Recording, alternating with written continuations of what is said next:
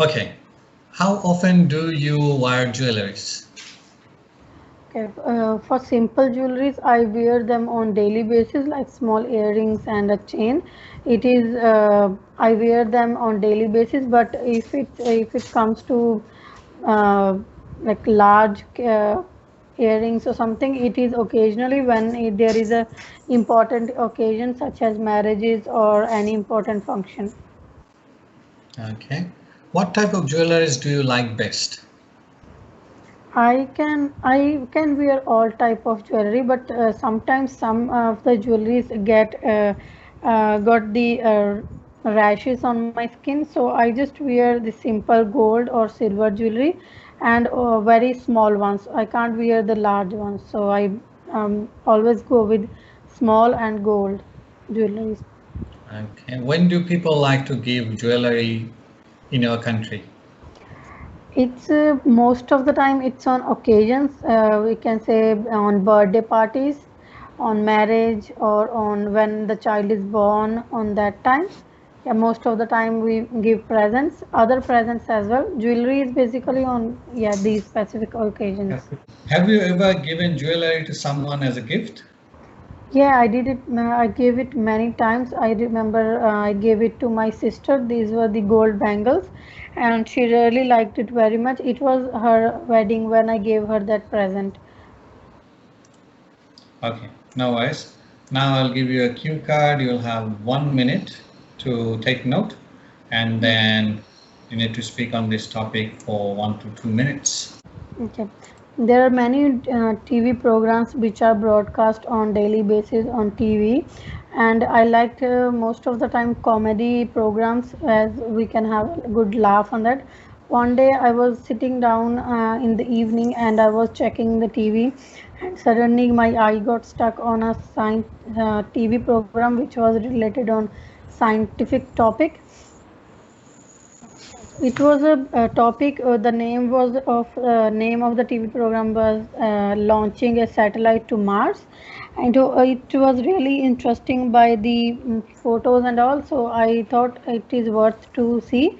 So in the last week in evening time, I saw that TV program, and I learned many things. I learned that Mars is also called as a red planet, and the sunset is blue in Mars, and only 18 missions are there which are successful. There was a scientist who said that there is a need of rockets, spacecraft, and also the robots. That's why the main motive of the TV program was that, and moreover, the size of the Mars is half of size of the Sun. Apart from that, they said the scientists said they were launching the satellites to Mars, but they were not getting successful. They were getting failed few times. After that, once they were successful, they were starting the monitor the progress of the satellite, but it took few months. I think they mentioned that it took nearly 11 months to reach at the Mars. They mentioned that Mars is totally different atmosphere, and there is no air, no water, and it's not possible to survive there. But scientists still have some hope that mankind can live there, and they were trying to find out that there was what are the ways that we can live there, and they also explained that the temperature on Mars is very high. The UV rays are very high, which are dangerous for our health, and also if Okay, so yeah, all good. So now we move on to our next topic. mm, How interested are most people in your country in science? mm, I don't know. Go. Sorry. How interesting. How interested are most people in your country in science?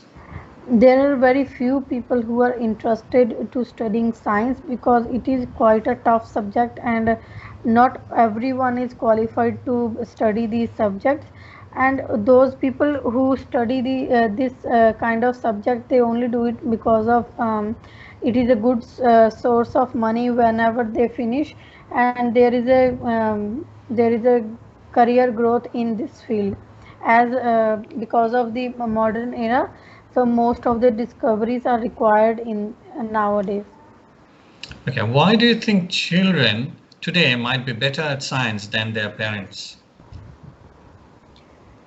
I think they are better because they are having all kind of information available easily, such as they have Wi-Fi connection, so they can go through that and see the videos of any kind of scientific issue or scientific discovery or developments. And also they have books available as well, so you can go through and read it.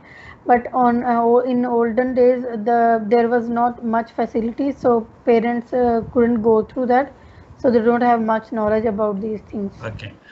How do you suggest the public can learn more about scientific developments?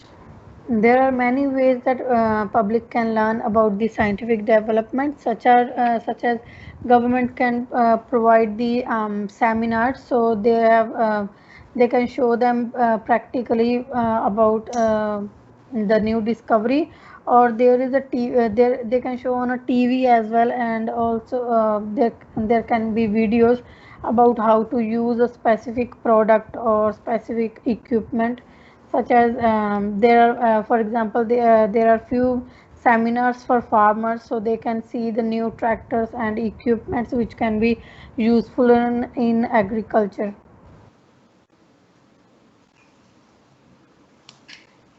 Okay, so let's talk about scientific discoveries. What do you think are the most important scientific discoveries in the last 100 years?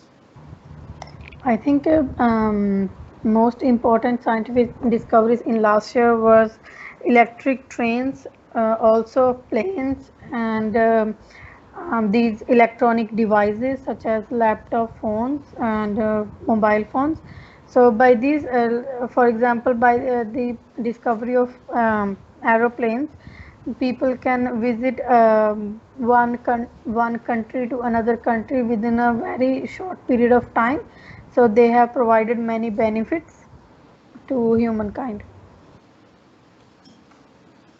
Okay, now let's talk about, do you agree or disagree that there are no major scientific discoveries left to make? According to me, there are still some scientific discoveries which are still to happen. For example, people are still looking for artificial parts of body, and there are many treatments to viruses or other diseases which are pending. And also, few people might have hoped to have artificial brains as well. And another scientific discovery could be genetic modification, as everyone want to live longer in their life, so it might be a solution to that. And also yeah, it's all. Okay, who should pay for scientific research, government or private companies? Okay, when a government, I think government should pay, and they should take the initiative to to get more scientific discoveries, because if it will be people oriented, so people can have the benefit free of cost. However, if the private companies start paying the scientific research, they will not provide it to ordinary people without any cost, and people have to pay on that time. Then only they can have the benefit of new scientific discovery. And also they can, if it's not government based, private companies can can discover anything which can be detrimental for ordinary people and humankind. Okay, thank you.